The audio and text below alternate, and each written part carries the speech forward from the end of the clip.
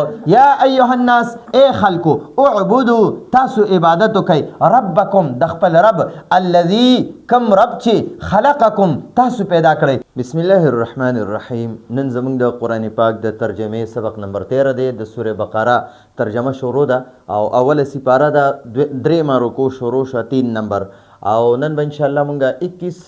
نمبر آیات او 22 نمبر آیات دا دوه آیاتونه به وایو. دې نه مخکې په شلو آیاتونو کې د مسلمانانو، د مؤمنانو او د کټر کافرانو او د منافقانو تذکره وشوله.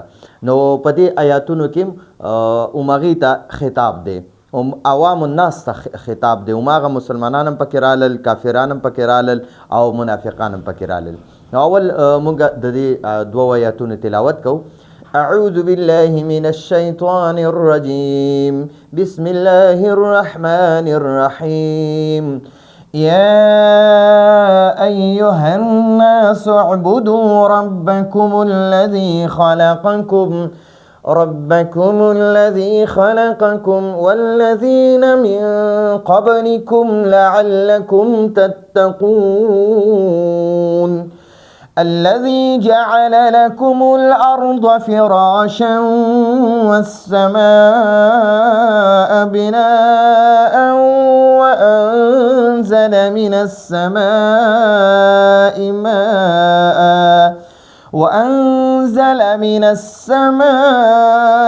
ماء فأخرج به من الثمرات رزقا لكم فلا تجعلوا لله أندادا وأنتم تعلمون. صدق الله العظيم.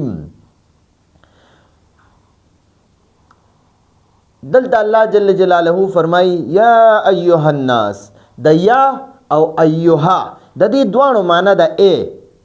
د یا د دې یا او ایها د دې دوانو معنی د ا. دا دوانه چې رايوځي کی نو د دې معنی د ا. ګورئ دا یو یاد ساتئ، کله چې دا یا وی کنه یا اوس دا یا ده او د دنه پس یو اسم دی پاغه باندې الف لام نشته، نو مونږ وایو یا زیدو ای زید. وګورئ په دې زید په شروع کې الف او لام نشته، نو مونږ به اوس دلته کې د دې یا معنی مونږ کو ای زید. ٹھیک شو؟ اوس دلته مونږ صرف د دې یا معنی مونږ کو ای زید. خو که چرته د دې یا نه پس یو اسم وي او داغه په شروع کې الف او لام راشي او هغه اسم مذکر وي، نو بیا به ورسره مونږ ایها لګو. لکه ګورئ دا یا دی یا. اوس دلته کې مونږ داسې نشو ویلی الناس یا او الناس ته وګورئ. الناس دا ناس چې دی دا د اناسو نه جوړ شوی دی او دې ته وایي اسم جمع هم ده، او دا ناس دا د اناسون نه جوړ شوی دی، د اناسون. وګورئ دلته کې دا یا ده او دلته دا اسم چې دی الناس. نو د په شروع کې الف او لام دی، دا الف او لام دی، نو دا اوس مونږ داسې نشو ویلی یا الناسو، داسې نشو ویلی. دلته کې چې کله د یا او د الف لام والا اسم په منځ کې بیا مونږ یا لګو، ایها لګو، یا ایها الناس. او که چېرته دا اسم مؤنث وي که نه مؤنث، نو بیا به مونږ وایو یا ایتها به لګو. خو دلته دا اسم مذکر دی نو ایها هم ولګو. نو د دې ایها معنی د ا. ٹھیک شو؟ دلته کې یا ایها الناس ای خلکو، یا ایها ای الناس خلکو. اعبدو دا د امر صيغه د دې کې حکم دی چې تاسو عبادت وکئ. یو سړی ته چې وایي چې ته عبادت وکړه نو هغه ته به وایي اعبد. ٹھیک شو؟ دوو ته چې وایي چې تاسو عبادت وکئ نو هغه دپاره به بیا وایي اعبدا الف په ورسره ولګي. او ډېرو ته چې وایي چې تاسو عبادت وکئ نو هغه دپاره به راځي اعبدو.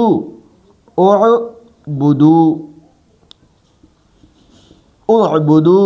نو دا اصل کې دی اعبدو، خو د دې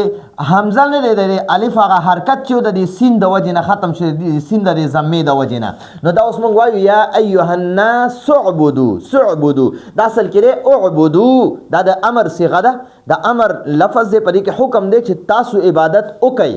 یو کس ته چې ته عبادت وکړه اعبد، ٹھیک شو. نو یا ایها الناس اے خلقو اعبدو، تاسو ټول عبادت وکئ، تاسو ټول عبادت وکئ، ٹھیک شو. د الله جل جلاله عبادت وکئ. د چا عبادت وکئ؟ ربکم، د خپل رب. دا وګورئ دا رب دی او دا کوم معنی ده؟ ستاسو. کوم معنی سره؟ د دې کوم معنی ده؟ ستاسو، ستاسو. خدا کوم چې کله اسم سره ولګي کنه، اسم سره، نو بیا د مونږه معنا کو خپل خپل خپل، ٹھیک شو. نو دې کوم سره دلته کې اوس رب ولګي دو رب، نو دا رب اسم دی، رب رب دا رب اسم دی. نو ربکم د خپل رب. رب څه ته وایي؟ رب هغه ذات ته وایي چې د ابتدا نه ستا پرورش شروع کی، پرورش کوونکي ته وایي. ګوره ته مخکې نه وي، الله پاک ته پیدا کړې، بیا تا خبرې نه شوې کولی، بیا تا ته خبرې مې زده کړې، بیا د خوراک نه شو کولی، خوراک هم درته زده کو، تلل نه شو کولی نو تګ هم درته زده کو، بیا یې ته غټ کړې، رو رو غټولې، بیا ته ستا واده وشو، ستا بچي وشو. نو دا چې چا ستا پرورش کولو دا قدم په قدم، نو هغه ذات ته رب وایي، رب، ٹھیک شو. نو یا ایها الناس اے خلقو اعبدو، تاسو عبادت وکئ ربکم د خپل رب، الذي کم رب چې، کم رب چې د هغه رب کم چې خلقکم تاسو پیدا کړئ. نو وګورئ د دې اعبدو ربکم، تاسو د خپل رب عبادت وکئ. نو د دې اول دلیل درله درکو چې تاسو ولې د خپل رب عبادت کوئ، د تاسو سره څه ښېګړه کړې ده. نو دلته وایي خلقکم، اول دلیل دا دی د عبادت کولو چې تاسو د هغه عبادت ځکه کوئ چې هغه تاسو پیدا کړي یې. نه خلقکم ای انشأکم ولم تکونوا شیئا. انشأکم، خلقکم یعنی انشأکم، تاسو پیدا کړئ، ولم تکونوا شیئا، او تاسو هیڅ څیز هم نه وئ، هیڅ څیز هم نه وئ، ٹھیک شو. ته خپل تخلیق ته لږ سوچو کته کوم څیز نه الله پیدا کړی، نو ته یو داسې بیکاره څیز وي، بیکاره څیز، اړو څه څیز نه وي، او د هغې نه الله پاک ته څومره ښایسته انسان جوړ کړی، سترګې درله څومره ښایسته، غوږونه، پوزه، خوله، جبه درله ولګوله، شونډې، سر، ټول اعضا او جوارح درله ښکلې ښکلې ولګول. نو هغه ستا د هغه رب ځکه عبادت کوه چې خلقکم ته یې پیدا کړې. نو دا د عبادت کولو اول دلیلو، ته ځکه د هغه عبادت کوه چې خلقکم چې ته یې پیدا کړی، ٹھیک شو. نو دلته کې مونږ وایو دا یا ایها الناس دې ته وایي خطاب عمومي، عام خطاب الله پاکو کو، مومنانو تم الله خطاب کو، او کټر کافرانو ته مو کو، منافقانو ته مو کو، او د ټولي دنیا انسانانو ته، که هغه عرب دي که عجم دي، ټولو ته الله پاک دا خطاب کو، دا الله پاک د خلکو ته دا आवाज کو چې یا ایها الناس اے خلکو اعبدو، تاسو عبادت وکئ ربکم د خپل رب، الذي کم چې یعنی کم رب چې خلقکم تاسو پیدا کړئ، انشأکم ولم تکونوا شیئا، تاسو پیدا کړئ او تاسو هیڅ څیز هم نه وئ، نو تاسو سم نه وئ، الله پیدا کړئ. نو دا اول دلیلو چې تاسو دا الله ځکه عبادت کوئ چې تاسو عبادت کې ګورئ منځ، روژه، زکات، حج، خیرات، صدقات، نوافل، تهجد وغیره مرالل، او دغه شانت پدې کې بیا اخلاقیات امرالل، معاملات امرالل، سیاسيات امرالل، آداب امرالل. نو دغه کې تاسو خپل ژوند تیروي. نو یا ایها الناس اے خلقو اعبدو، تاسو عبادت کوئ ربکم د خپل رب، الذي کم رب چې خلقکم تاسو پیدا کړئ. نو دا خلقکم اول دلیلو د عبادت کولو. دویم دلیل عبادت زکه د هغه خپل رب کوي، والذین من قبلکم اے وخلق الذین من قبلکم، خلق الذین چې هغه الذین کم هغه خلق چې من قبلکم ستاسو نه مخکې تیر شوي هغه پیدا کړل. تاسو هم پیدا کړی وخلق الذین من قبلکم او هغه خلق هم پیدا کړل من قبلکم چې تاسو نه مخکې تیر شوي دي یعنی تاسو پلاران تاسو نیکونه تاسو ډر نیکونه داسې ورپسې ځه خپل سلسلې ته وګورئ چې کوم ځای ته د ستا را سلسله رسېدلې که ستا هغه ډر نیکه نه و نو ستا نیکه به د کوم خوا نه راتلو که نیکه دې نه و ستا پلار به د کوم خوا نه راتلو چې پلار دې نه و ته به د کوم خوا نه راتلې نو ګورئ وایي تا هم پیدا کړی تاسو هم پیدا کړی او ستاسو نه مخکې چې کوم خلک تیر شوي آبا او اجداد هغه هم درله پیدا کړي دي دا دویم دلیل شو ځکه د الله عبادت کوئ چې تاسو پیدا کړي یې ټیک شو او ځکه د هغه رب عبادت کوئ چې ستاسو نه مخکې ستاسو آبا او اجداد ټول سلسله پیدا کړې ده ټیک شو اوس وایي تاسو عبادت ځکه کوئ لعلکم دې دپاره چې تاسو تتقونه ټول پرهیزګاره شئ تاسو پرهیزګاره شئ متقیان شئ ٹھیک شو بعبادته وعقابه بعبادته چې تاسو د هغه عبادت سره تقوادار شئ پرهیزګاره شئ وعقابه او د هغه د سزاګانو نه بچ شئ د هغه د جهنم د اور نه بچ شئ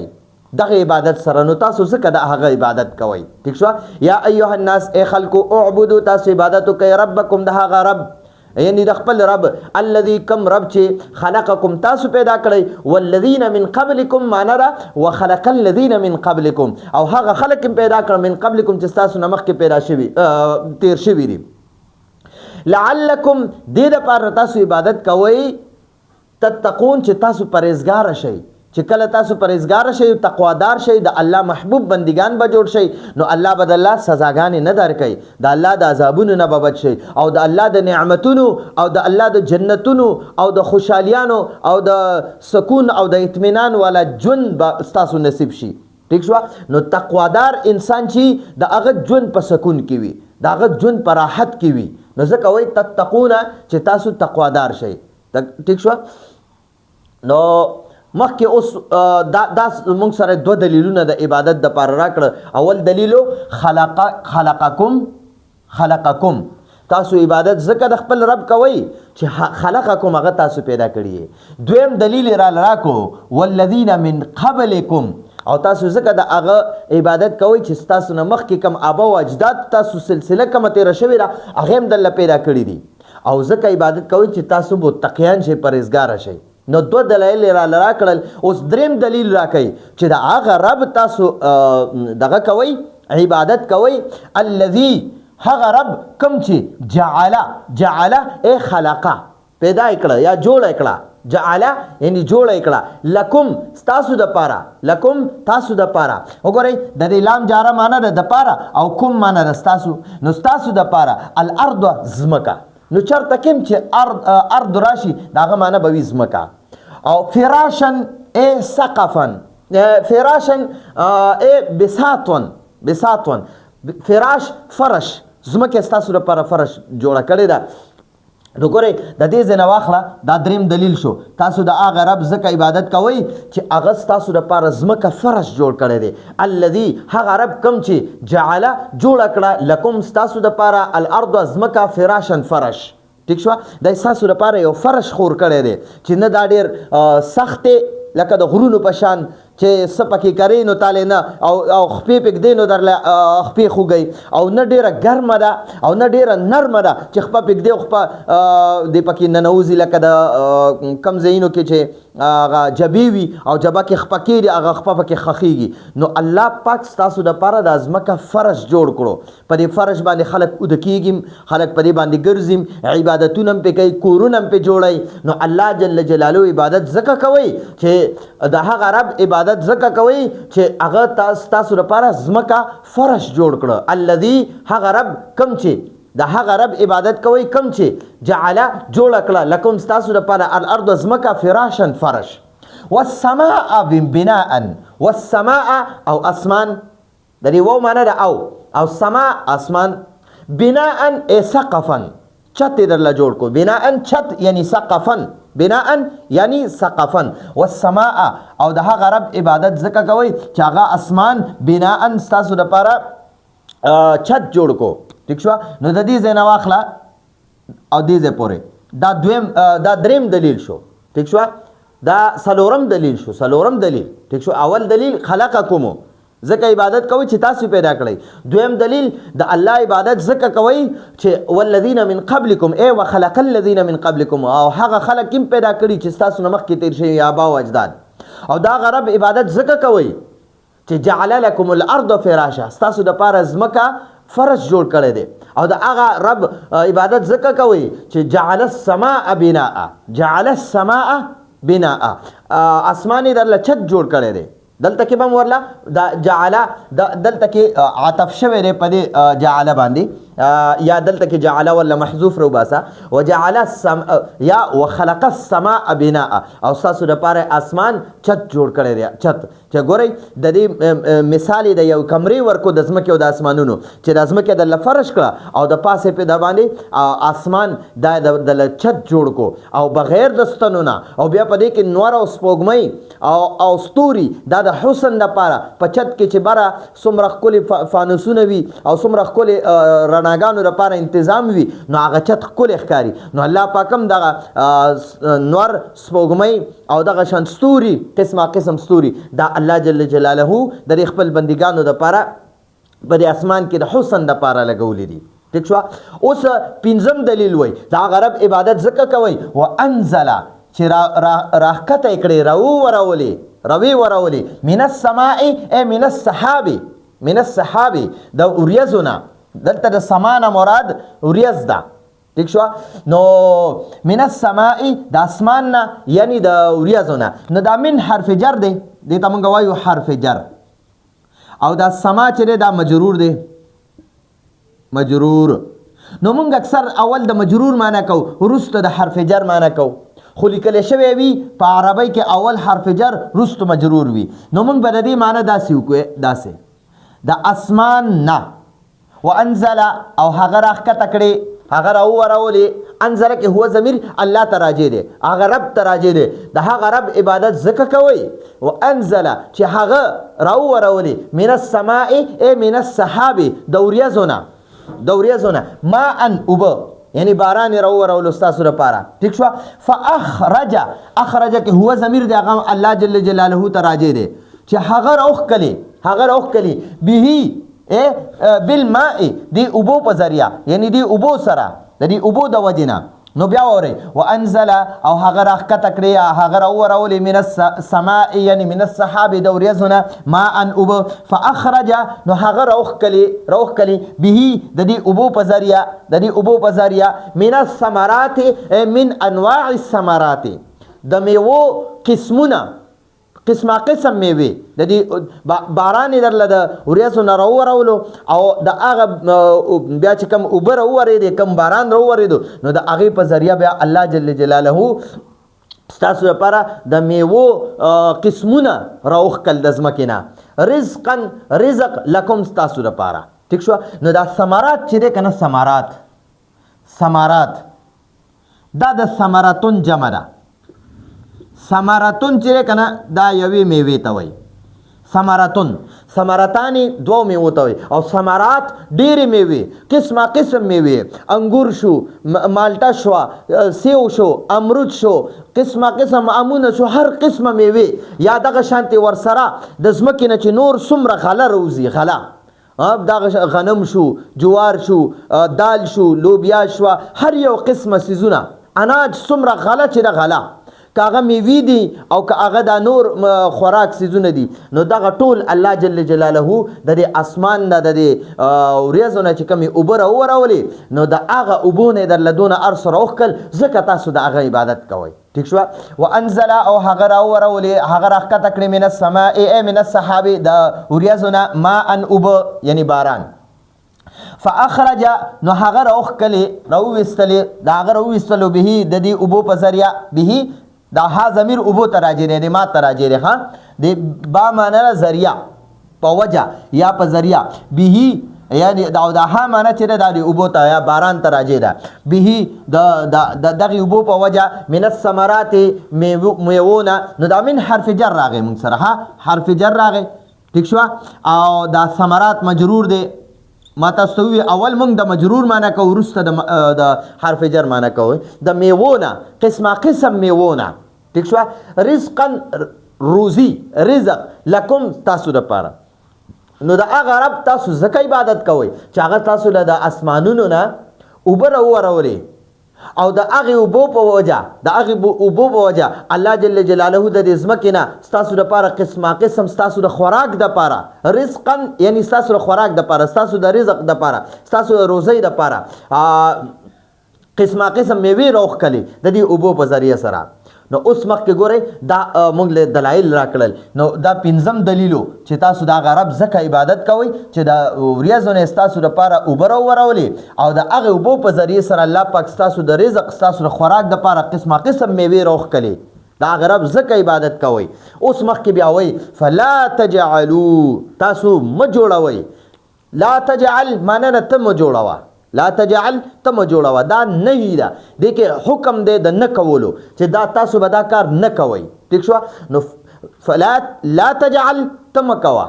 ته مه جوړوه لا تجعلا تاسو دواړه مه جوړوئ لا تجعلو تاسو ټول مه جوړوئ فلا تجعلو نو تاسو ټول مه جوړوئ لله الله سره د دې لام جاره معنی ده سره او در الله معنی ده الله نو تاسو د الله جل جلاله سره انداد چیرې انداد دا د ندن جمع ده ندن دا ندن چیرې که نه دا برابر تم وی شریک تم وی شریک ٹھیک شو نو تاسو شریک ما جوړوي تاسو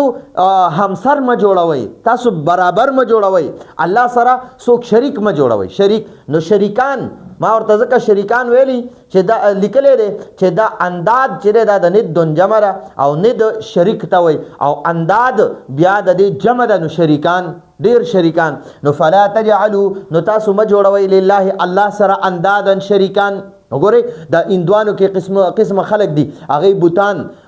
د هر یو څیز دپاره خپل خپل بوت جوړ کړی دی نو هغه الله سره شریک ګڼي دی وایي چې یاره دام د خدایي درجه لري دغه شان نسواره چې دي هغه عیسی علیه السلام او د عیسی علیه السلام چې کوم مور بیبي وه بیبي مریم نو هغوی له د خدایي درجه ورکوي داسې بعض خلک یې هغوی د څاروو ته غواګانو ته سجدې کوي د خدایي درجه ورله ورکوي بعض خلک یې آتش پرست هغه د دغه ته اور ته د خدای درجه ورکوي بعض دي هغې آتش د ستاره پرست دي دغه شان سورج پرست دي نو هغه خلک چې دي د الله سره شریکان جوړوي نو الله پاک ډېر په سختۍ سره منع کوي فلا تجعلوا نو تاسو مه جوړوئ لله الله سره اندادا شریکان وانتم او حالانکې تاسو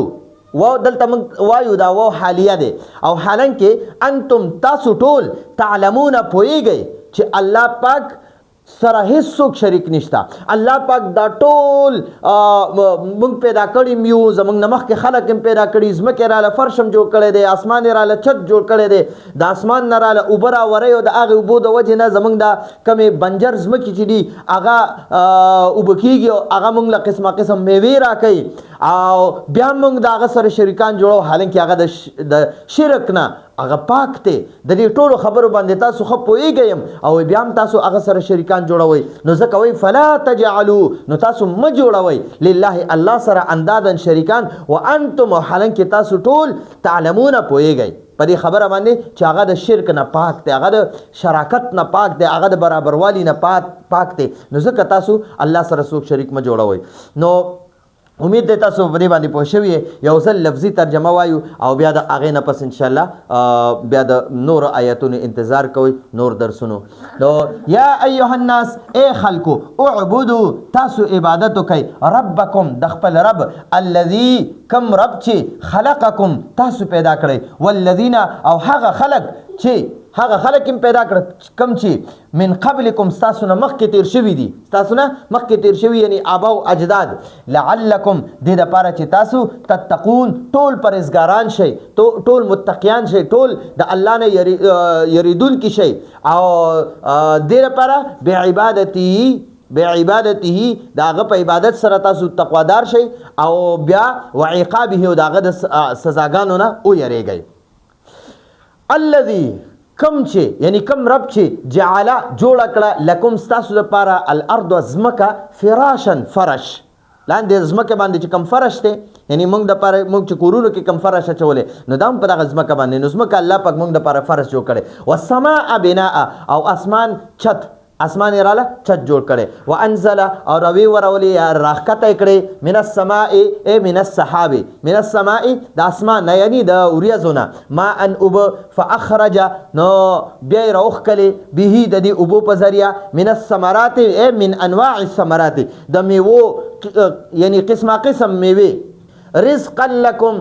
ستاسو د روزۍ دپاره ستاسو د خوراک دپاره فلا تجعلوا نو تاسو مه جوړوئ لله الله سره اندادا شریکان وانتم او حالانکې تاسو تعلمون پوهیږئ تاسو په دې باندې پوهیږئ چې الله سره څوک هم شریک نشي جوړېدی الله د شرک نه پاک دی نو دا زمونږ د نن ورځې درس و امید دی تاسو په دې باندې به پوه شوي یې همدغه شانتې آسان درسونه به ټول قرآن انشاءالله حل کوو نو راتلونکي درس پورې اجازت غواړو هذا هو المرام والله اعلم بحقیقة الکلام